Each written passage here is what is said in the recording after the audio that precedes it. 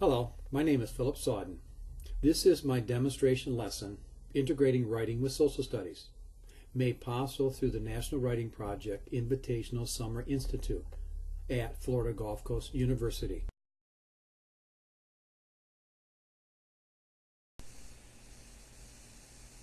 My demonstration lesson is going to focus on a culminating project. The students will be able to integrate writing by producing a colonial newspaper at the completion of Chapter 4 of the American Revolution.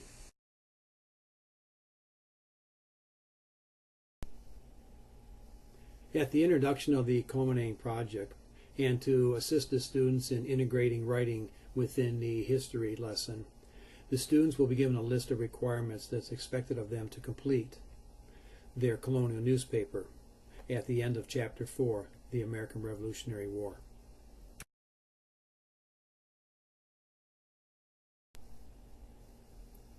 Within the requirements, there's also a 10-point checklist for the students to follow.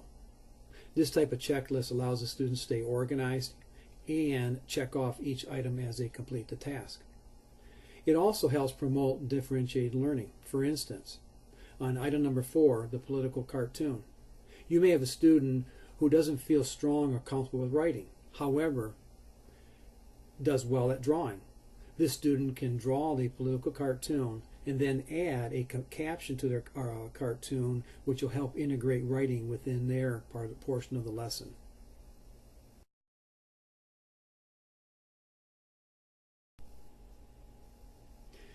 At the end of the culminating project, where the students are producing a colonial newspaper, as you can see by the bullet points listed on this page, the students will have been given a tremendous opportunity to integrate writing within the portion of the lesson as relates to Chapter 4, the Revolutionary War. It also, independent of the newspaper, allowed the students to write a complete bibliography stating all their sources while doing the research for this project.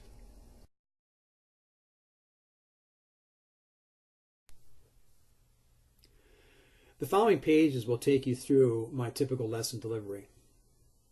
I typically create my own presentations, which integrates PowerPoints, Mimeos, Cornell Notes, multimedia, either in the form of an embedded video or picture, audio in terms of usually audio reader, and then I have my check for understanding at the end of each lesson, either informal or formal.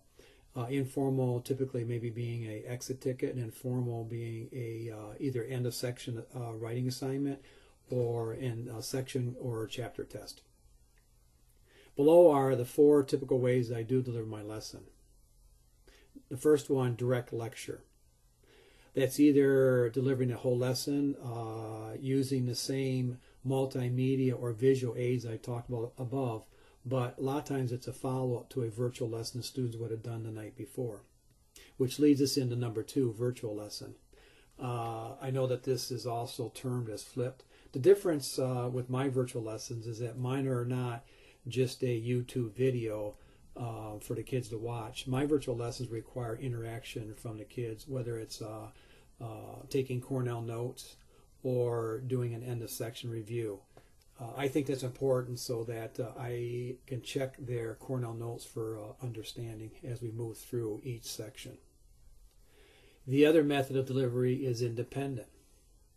I may just assign the lesson independent, in other words, as homework or in class.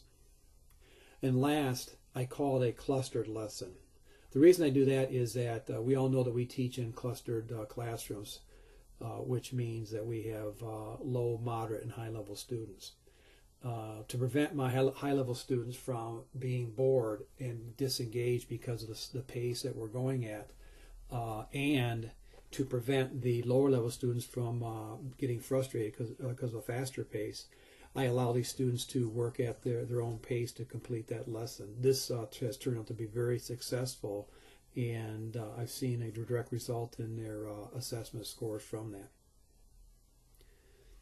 Below are the resources I use in this presentation, and this is typical of the resources that I use when I create all my presentations. The only thing that's not listed on here is Bing images and maybe YouTube, but this is probably the majority of where all my resources come when I do create these lessons.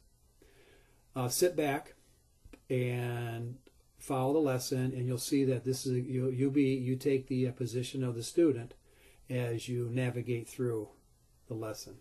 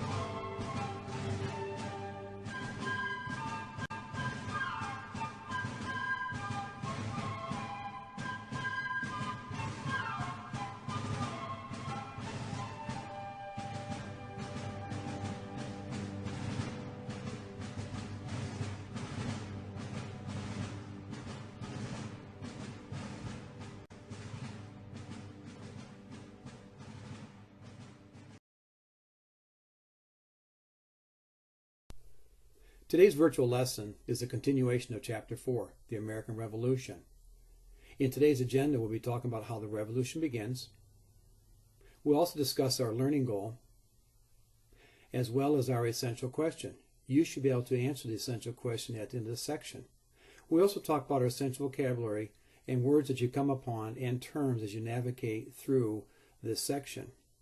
Our end of section assignment is going to be a focus on writing. You're going to write about the causes and effects of the Revolutionary War. You're going to do it from a perspective of either the Loyalists or the Patriots. Further information, as well as a rubric and resources, will follow at the end of this lesson.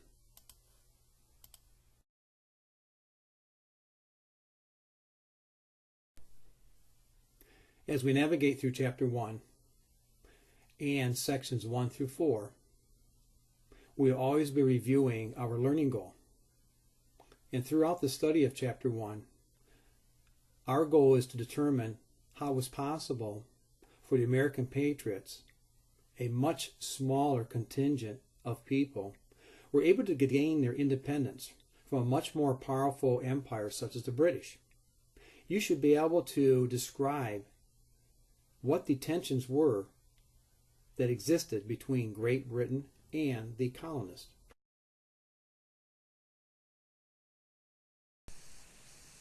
Section 1, the revolution begins.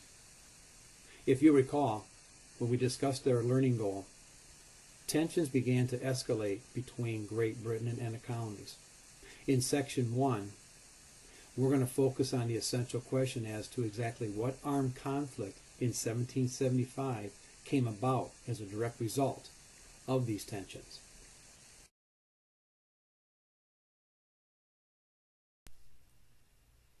This is the essential vocabulary that we're going to come upon as we navigate through Section 1. George Washington, Patriots,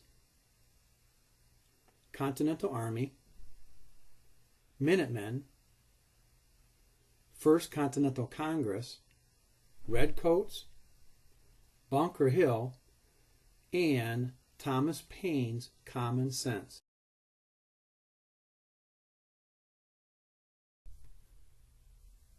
Chapter 4, the American Revolution. We're going to be covering a time period from 1774 through 1783, which includes sections 1 through sections 4. As you'll notice, I have embedded the learning goal here on this page. This way, you'll be able to come back and review it from time to time. On the timeline I created below, I put significant events that took place during the American Revolution, as well as some events that took place in the world. To the far left, where our timeline begins, in 1774, the First Continental Congress met. You'll be able to describe what their purpose was and who were they. In 1775, the American Revolution began.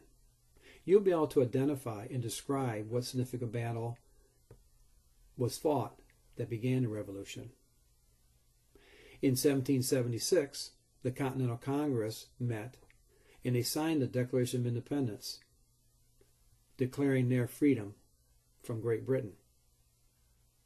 In 1778 is when the French allied with the Americans and joined the war. You'll be able to describe exactly what the significance was of them joining the war.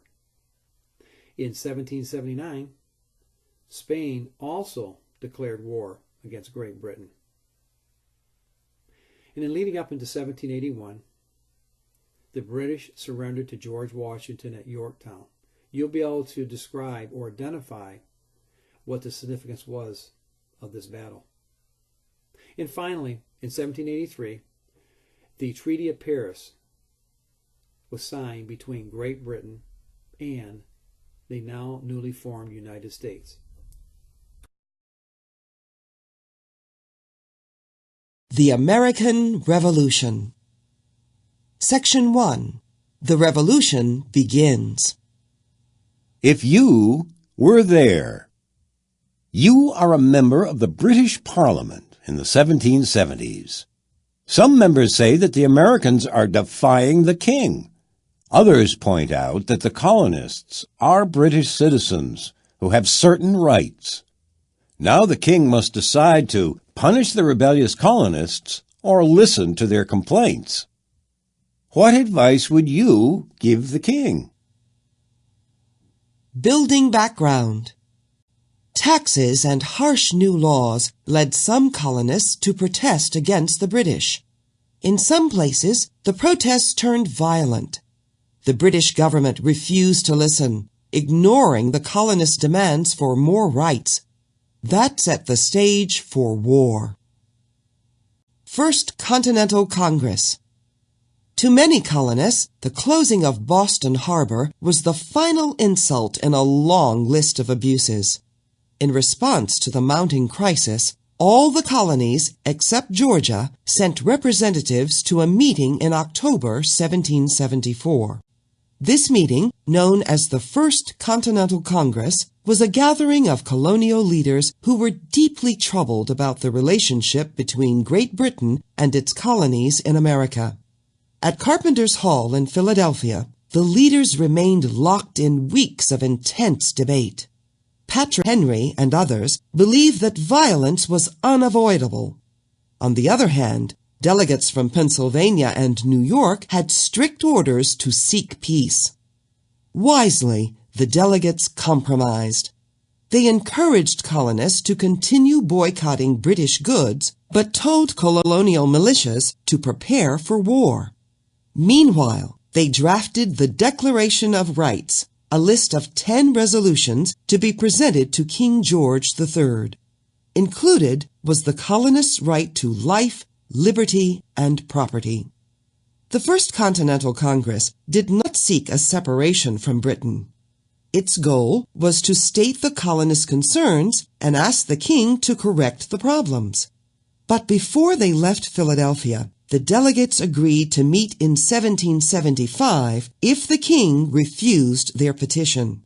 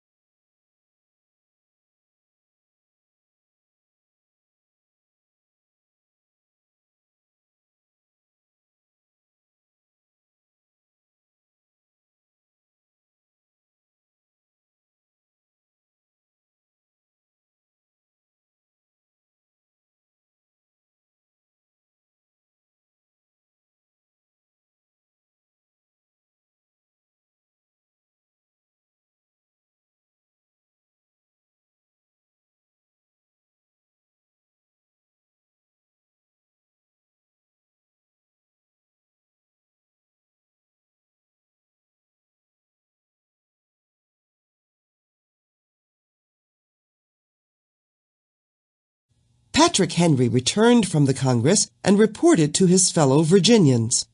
To encourage them to support the Patriot cause, Henry voiced these famous words: "They tell us, sir, that we are weak, unable to cope with so formidable an adversary. But when will we be stronger? Gentlemen may cry, 'Peace, peace,' but there is no peace. I know not what course others may take, but as for me, give me liberty or give me death." Patrick Henry, quoted in Eyewitnesses and Others. In time, many colonists came to agree with Henry.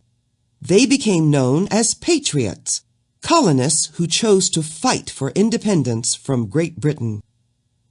Shot heard round the world. The Continental Congress planned to meet again in 1775.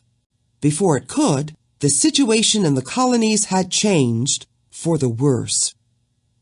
The Ride of Paul Revere.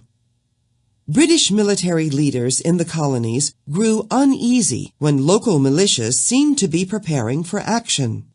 The governor of Massachusetts, Thomas Gage, learned that a stockpile of weapons was stored in Concord, about 20 miles from Boston. In April 1775, he decided to seize the supplies.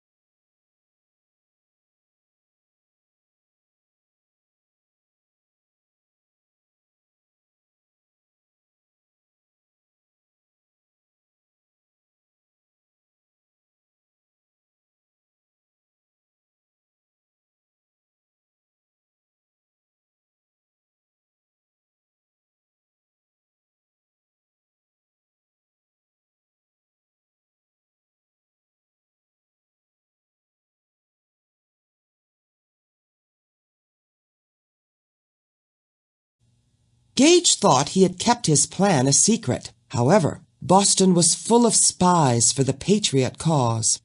They noticed the British were preparing for action and quickly informed the Patriots.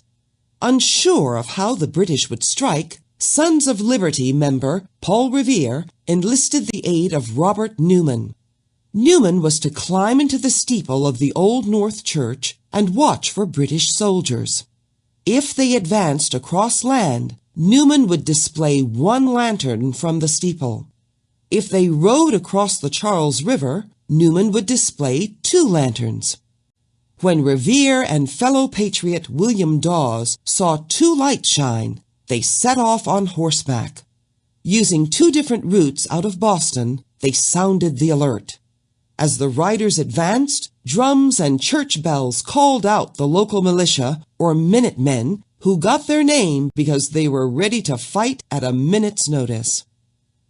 Battles at Lexington and Concord. At dawn on April 19th, the British troops arrived at the town of Lexington near Concord, where 70 armed Minutemen waited. Patriot Captain John Parker yelled to his troops, "Don't fire unless fired upon." Suddenly, a shot rang out. To this day, no one knows who fired this shot heard round the world. The battle at Lexington ended in minutes, with only a few volleys fired. When the smoke cleared, 8 of the badly outnumbered Minutemen lay dead, and 10 were wounded. The British, with only 1 soldier wounded, marched on to Concord. Although Revere had been arrested, the citizens of Concord were warned by another writer, Samuel Prescott. Most of the weapons in Concord had already been hidden, but the few that were left were now concealed. Some of the British troops, frustrated because the stockpile had disappeared, set fire to a few buildings. In reaction, the Minutemen charged forward. For the skilled colonial marksmen of Concord, the British soldiers made an easy target. They were wearing the British military uniform with its bright red jacket. For some time, the colonists had called the British soldiers redcoats because of these jackets. The British were forced to retreat to Boston, suffering many casualties along the way. Second Continental Congress. King George III had refused to address the concerns listed in the Declaration of Rights. In May 1775, delegates from 12 colonies met again in Philadelphia for the Second Continental Congress. This second group of delegates from the colonies was still far from unified, but represented the first attempt at a republican government in the colonies. Some of the delegates called for a war, others for peace. Once again, they compromised. Although the Congress did not openly revolt, delegates showed their growing dissatisfaction. They sent word to colonial authorities asking for new state constitutions.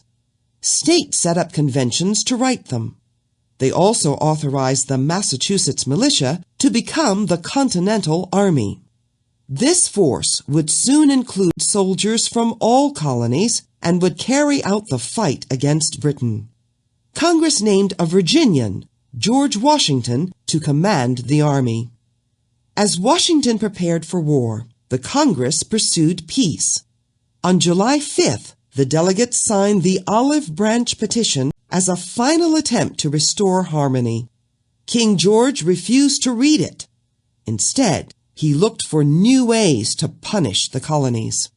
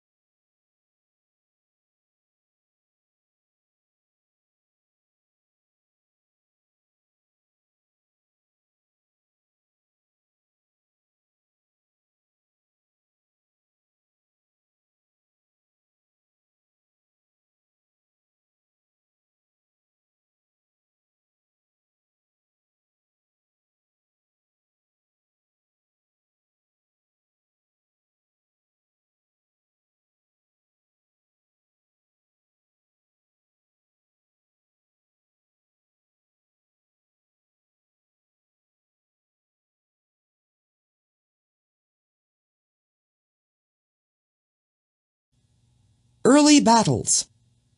While the Congress discussed peace, the Massachusetts militia began to fight.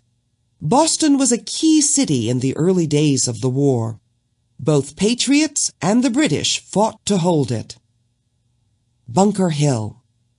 Desperate for supplies, leaders in Boston sent Benedict Arnold and a force of 400 men to New York State.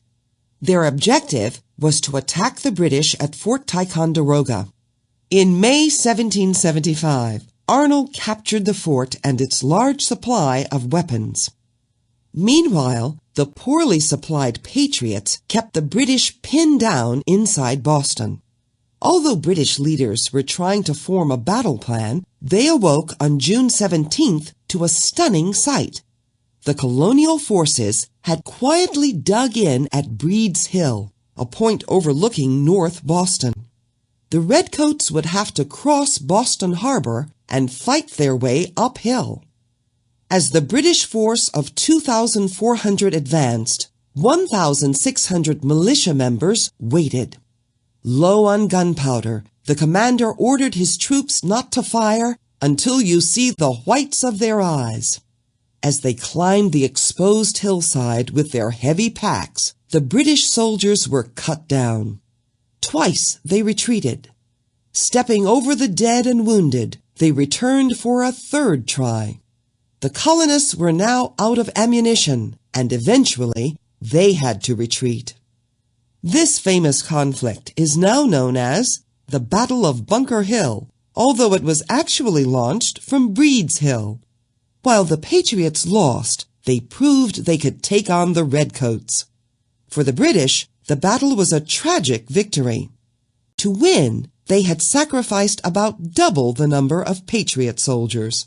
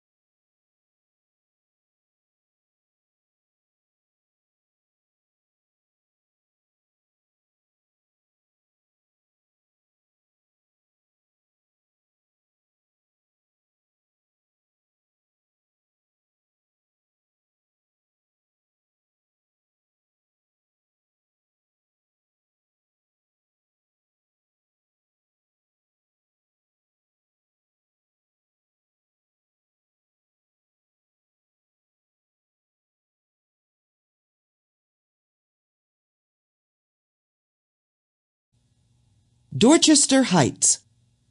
Shortly after the Battle of Bunker Hill, General Washington arrived in Boston to command the Continental Army.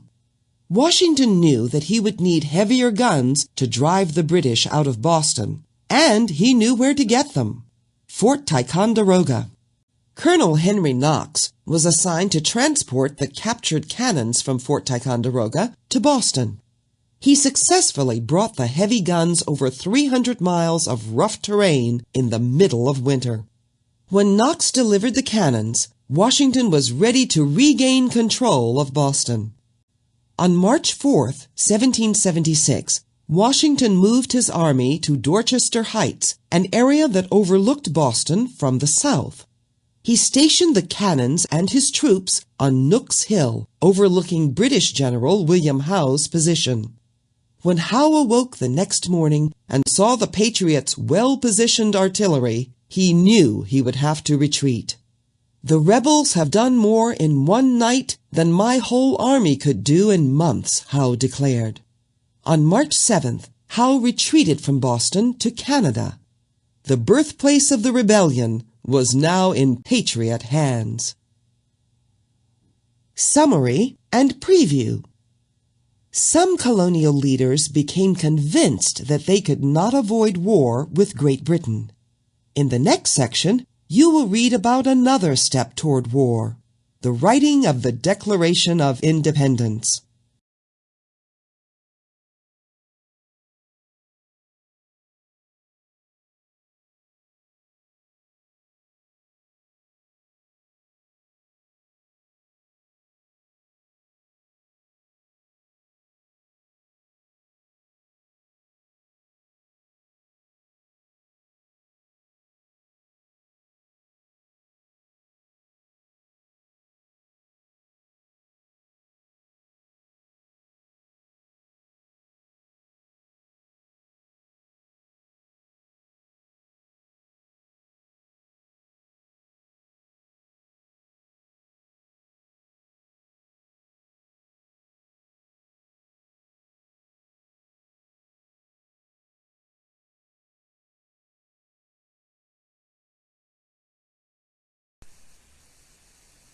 Tomorrow, at the beginning of class, you will be given a closed book quiz on Section 1.